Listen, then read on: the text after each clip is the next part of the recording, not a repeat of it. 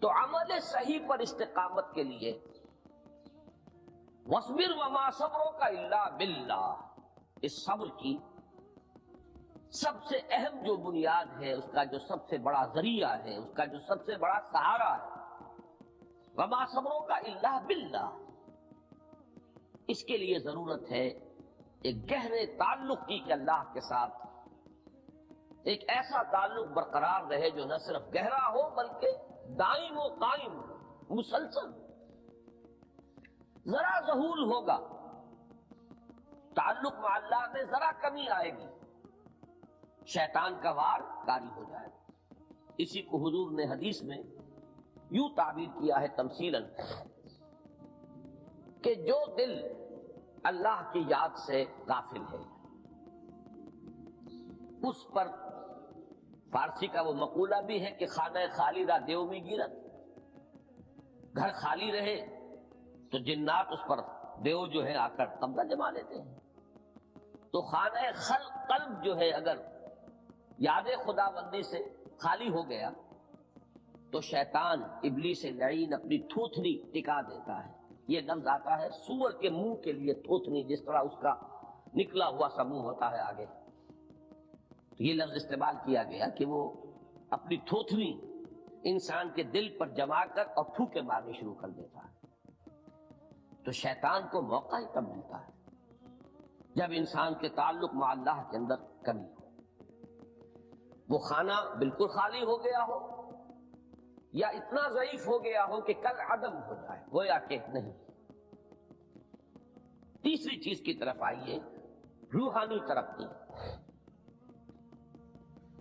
روحانی ترقی کے لیے میں ایک اصطلاح کے سامنے لا رہا ہوں، اس سے مراد کیا ہے؟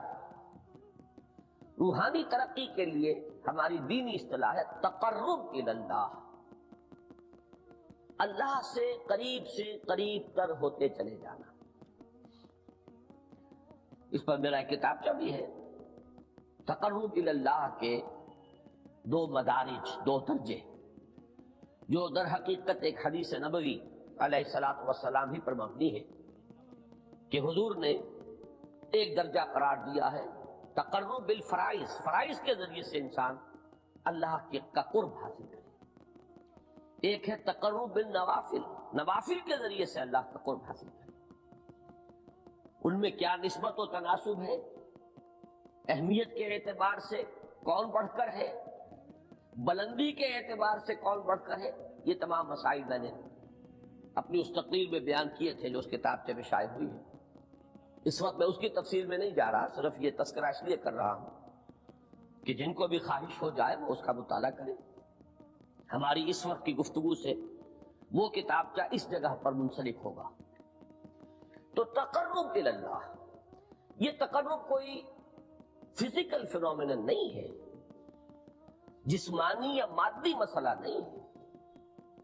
اللہ سے قرب یہ نہیں ہے کہ کوئی کروڑوں میل کا فاصلہ ہے، اب ہمیں کوئی رسی پر چڑھنا ہے اوپر بڑی محنت اور مشقت سے، فصل تو ہے ہی نہیں، فاصلہ ہے ہی نہیں، بعد ہے ہی نہیں۔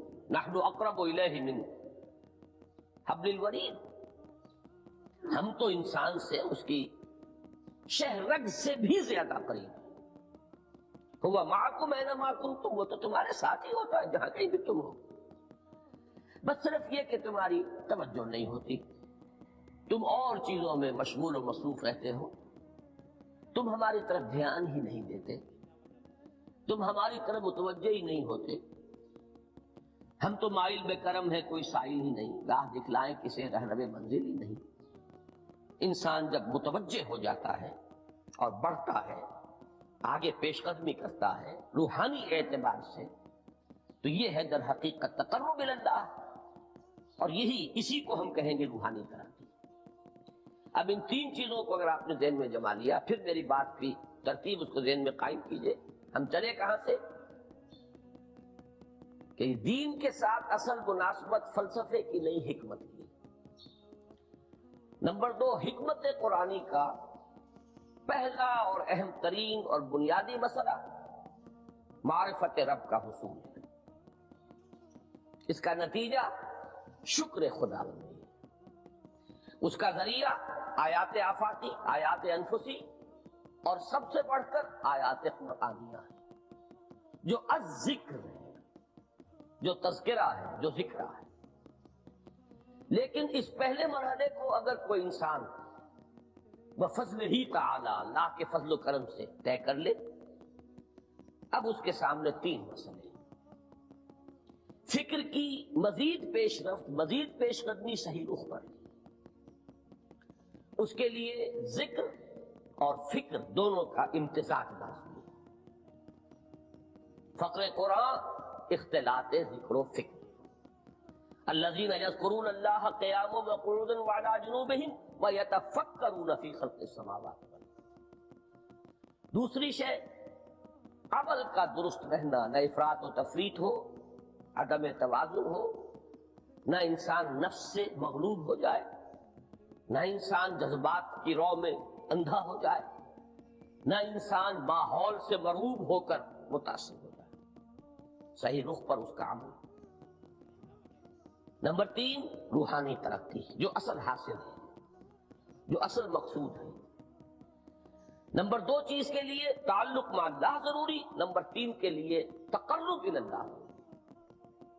اب غور کیجئے، ان تینوں چیزوں کا بڑا گہرا تعلق ہے نماز کے ساتھ۔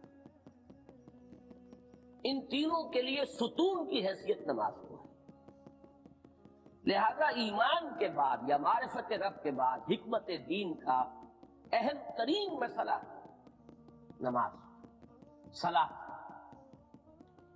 اس لیے کہ ایک طرف یہ انسان کو اللہ کے ساتھ ایک گہرے تعلق کا ذریعہ فراہم کرتی ہے۔ اپنے تمام مصروفیات میں سے، ان مشغولیتوں میں جن میں گم ہونے کا خدشہ ہوتا ہے، نکلو۔ 24 گھنٹے کے معمولات میں سے کم 5 مرتبہ تو لازماً نکلو، اور اپنے آپ کو ذرا، اپنے حواس کو بھی، اپنی باطنی کیفیات کو بھی ذرا تازہ کرو۔ اگر کوئی گندگی، نجاست، کسی طرح کی ناپاکی کا کوئی معاملہ ہے، طہارت حاصل کرو۔ طہارت سے تمہارے اندر روح کو بھی بالغگی ہوگی، تمہارے حواس بھی تازہ ہوں گے، تم گویا کہ بحیثیت کل تمہاری ہستی چاق و چوبند ہو جائے گی۔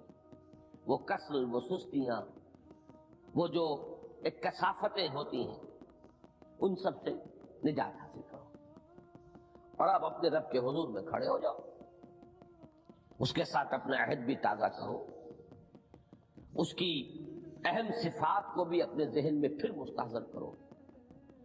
یہی وجہ ہے، دیکھیے میں نے جو آیات آپ کو شروع میں سنائی تھی، سورہ لقمان کی 2 آیتیں، پہلی آیت میں اس کا ترجمہ کر چکا، دوسری آیت وَلَقَدْ وَإِذْ قَالَ لُقْمَانُ لِابْنِهِ وَهُوَ يَعِظُهُ يَا بُنَيَّ لَا تُشْرِكْ بِاللَّهِ إِنَّ الشِّرْكَ لَظُلْمٌ عَظِيمٌ۔ اس کے بعد درمیان میں کچھ مضمون آ کر پھر وہ آیہ مبارکہ آئی، یا بنی اقم الصلاۃ وامر بالمعروف وانہ عن المنکر واصبر علی ما اصابک۔ گویا کہ اہم ترین چیز، بنیادی ترین چیز، اللہ کو محض پہچان لینا کافی نہیں ہے، یاد رکھنا ضروری ہے۔ اللہ یاد رہے گا تو فکر صحیح آگے بڑھے گا، اللہ یاد رہے گا اور اس کے ساتھ ایک گہرا تعلق جو ہے برقرار رہے گا تو عمل درست رہے گا۔ بالکل یہی بات سورہ طٰہٰ میں جو پہلی وحی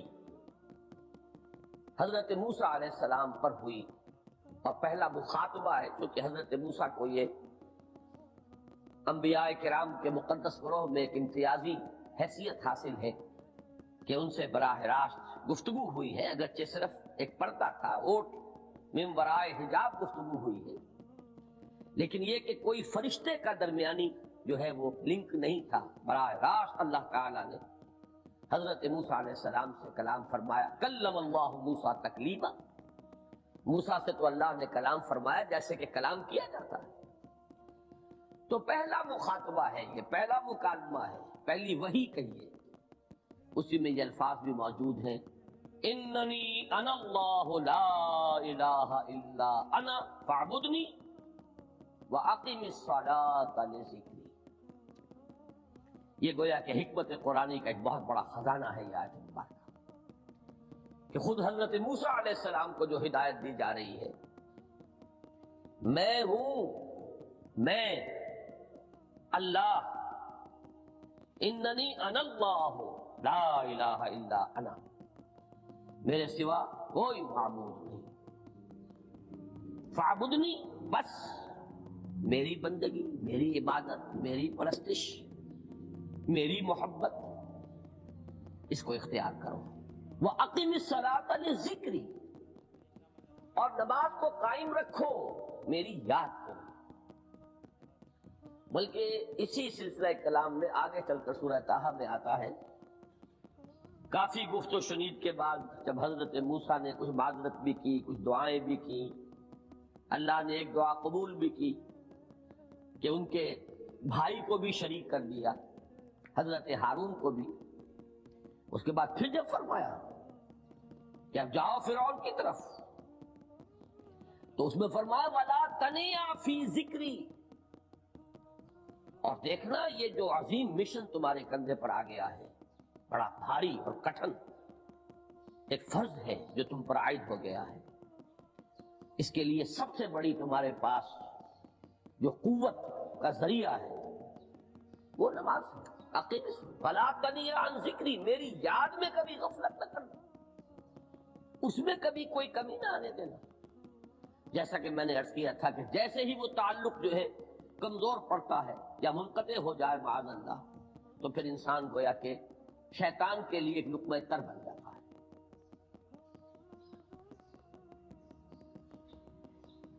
اب آپ غور کیجئے، تیسری شے تقرب الی اللہ،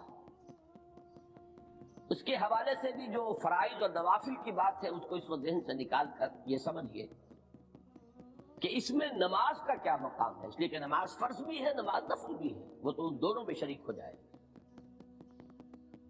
اب اس کو لفظ صلاۃ کے حوالے سے آپ ان دونوں چیزوں کو سمجھیے۔ صاد لام واو یا یہ چونکہ حروف علت ایک دوسرے سے بدلتے رہتے ہیں، یہ جو مادہ ہے اس کی جو خالص لغوی اصل ہے، جو خالص عربی زبان میں اس کا بنیادی مفہوم ہے، وہ آگ جلانا یا آگ تاپنا یا آگ سینکنا، حرارت حاصل کرنا۔ لہذا بار بار آتا ہے جہنم کے ذکر میں، اسلوہا، اب جلو اس میں، تاپو اس کو، یہ سینکے گی تمہیں۔ بلکہ تفقلون کا لفظ آیا ہے حضرت موسیٰ کے کلام میں، جب وہ گئے تھے کوہ طور پر، جب پہنچ گئے تو تھے آگ کی تلاش میں، لعلکم تسألون، تو اپنے اہل خانہ سے یہی کہا تھا کہ مجھے کہیں وہ روشنی نظر آ رہی ہے، غالباً کوئی وہاں سے آگ مل سکے گی، ورنہ یہ کہ کوئی رہنمائی کو رستہ مجھے مل سکے گا، میں وہ آگ لے آؤں گا، کوئی چنگاری وہاں سے لے آؤں، لعلکم تسألون، تاکہ تم، اب یہ اصطلاح در حقیقت باب افتعال ہے، اور یہ تے یہاں پر کوئے کی شکل اختیار کر گئی، تا نے تو بنی، یہ صورت اختیار کی سواد کی وجہ سے۔ بہرحال اس کا سب سے بنیادی مفہوم جو ہے وہ ہے تاپنا،